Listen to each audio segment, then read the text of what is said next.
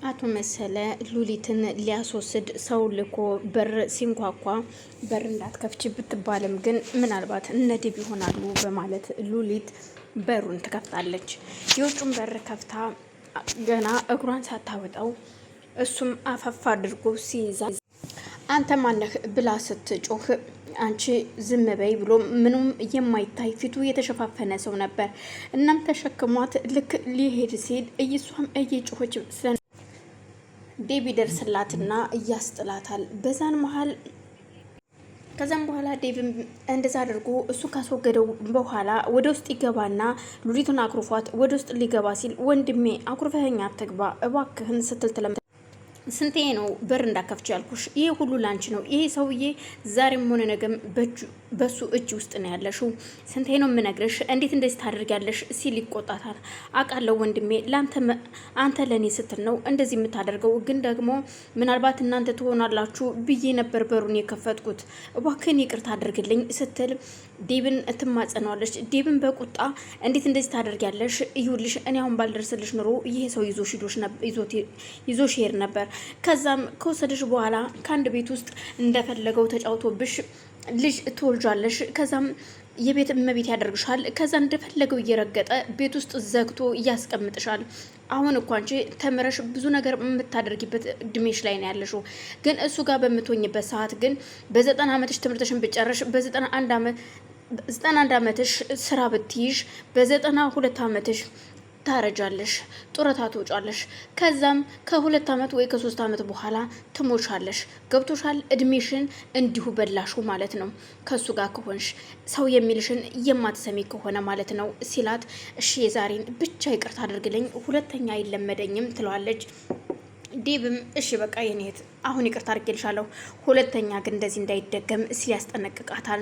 እሽትልና ወደ ውስጥ ትገባለች እሷም። እናም ዮሐንና ሮዛ ቁጭ ብለው እያወሩ ነው። ሮዛም ቁጭ ብላለች። ለፊት ለፊት እየተያዩ ነው። እናም ሮዛ ቆይ ምንድን ነው አንቺ አሁን ሰርግሽ እየደረሰ አይደል እንዴ ስትላት፣ ሔዋንም ታዲያ ምን ችግር አለው ብለሽ ነው? የማገባው ማንን ይመስልሻል? የምታገቢው ባልሽ ግን ገና አልተዘጋጀም። ያሰብሽው ዴብ ሊሆን ይችላል፣ ግን ደግሞ ዴብ የኔ ባል ነው። መቼም ቢሆን ዴብ ልታገቢው አትችይም። እዩልሽ 80 ያለው እንዲሁ የተቀመጠ ወንድ እንዳይመስልሽ፣ ዝም ብለሽ በሰው ትዳር ዘለሽ ድርግም የምትይው ስትላት፣ አንቺም እኮ ባለትዳር ነበርሽ በ80ሽን ሳታወርጅ ነው እያገባሽው ትላታለች። አዎ ነበርኩኝ፣ ግን ደግሞ አለፈያ ዛሬን ያለሁኝ እኔ ያን ጊዜ እንደዛ ባገባም ስላልነበረ ነው ካጠገቤ ትላታለች። ይልሽ ሰው ሳያወራሽ ሲቀር አፍሽን ይበላሻል። እኔ ዝም ማለት ከፈለኩ ባታዋሪኝ ምን አለበት ስትል ይሆን ትመልስላታለች። ሮዛም ማውራት ስላለብን እናወራለን። መቼም ቢሆን ይልሽ እኔና አንቺ አብረን ቁጭ ብለን ሳናወራ እንቀመጥም። እናም ምሻውን ምን አሰብሽ? ታዲያ ምን ችግር አለው? እኔ የመጣሁትኝ ዴብን ብዬ ነው አገር አቋርጬ።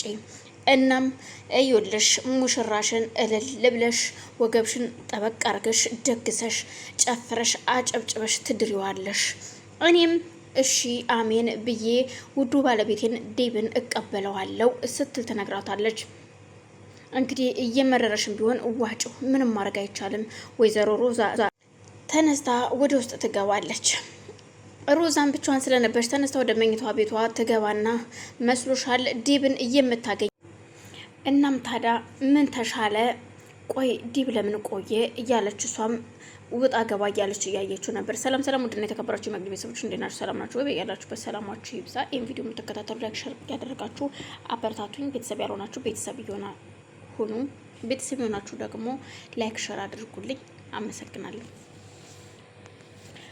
እናም ዴብ ይደውልላትና እኔ ውጭ ነኝ ይላታል። ሔዋንም እሺ ብላ ወደ ውጭ ትወጣለች። ውጭ ስትወጣ ቆይ ግን ዴብ ምን እያደረክ ነው? እንዴት ነው ነገሩ? ቆይ ልብስ ሁሉ ተለክተናል እኮ አሁን ምን ቀረ ከዚህ በኋላ?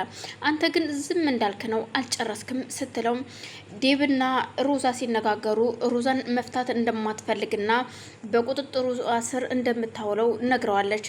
80 አላወርድም፣ የኔ ባልነህ፣ እኔ ካልፈለኩኝ አልፈታም ስፈልግ እንጂ፣ ስለዚህ ማንም አይነካኝም። እኔ ደግሞ ለፍርድ ቤት መንከራተት አልፈለኩም። እናም የኔና ያንቺ ግንኙነት እንዲሁ ይቀጥላል በድብቅ ሲላት፣ ምን የምታሳፍር ነግን አንተ ይልሽ ፍርድ ቤት ለፍርድ ቤት የምንንከራተት ከሆነ ደግሞ ሰዎች ሁሉ እይታቸው እኛ ላይ ይሆናል። እናም ደግሞ ይልሽ ፍላጎቱ የሰው እኛን የሚፈልገንን የሚወደንን ሁሉ ሊቀንስብን ይችላል እና ታዲያ እንደዚያ አይሻልም ወይ ሲላት፣ ሔዋን በጣም ተናዳ ስለነበር ምንም ይሄ መፍትሄ ሊሆን አይችልም ዴብ፣ ይኸውልህ እኔ እኮ አገር አቋርጬ የመጣሁት አንተን ፍቅር እናም ግራ ተጋብቶ እሱም በጭንቀት እሺ በቃ ይዞሽ በማለት ትከሻዋን ነካነካ ሲያደርጋት ዞር በልጅህን አንሳለኝ ትሏለች።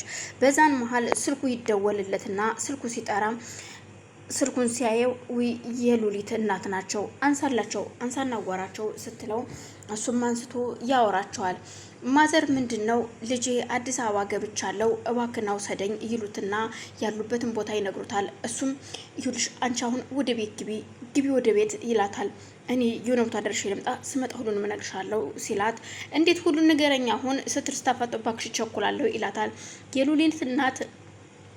የሉሊት አባት በህይወት የሉም፣ ግን ሉሊት ይህን ሁሉ ነገር አታውቅም።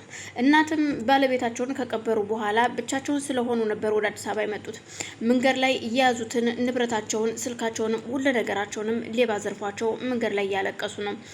ዴብን በምን ማግኘት እንዳለባቸው ግራ ገብቷቸው አስፓልት ለአስፓልት እየጮሁ ነበረ።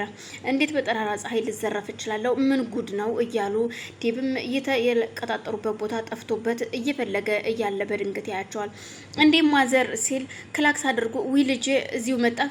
ልጄ ጉድ አደረጉኝ። ምን ሆነው ነው? ስልኬንም ፌስታሌንም ሁሉ ነገሬን ዘረፉኝ ይላቸዋል። በጣም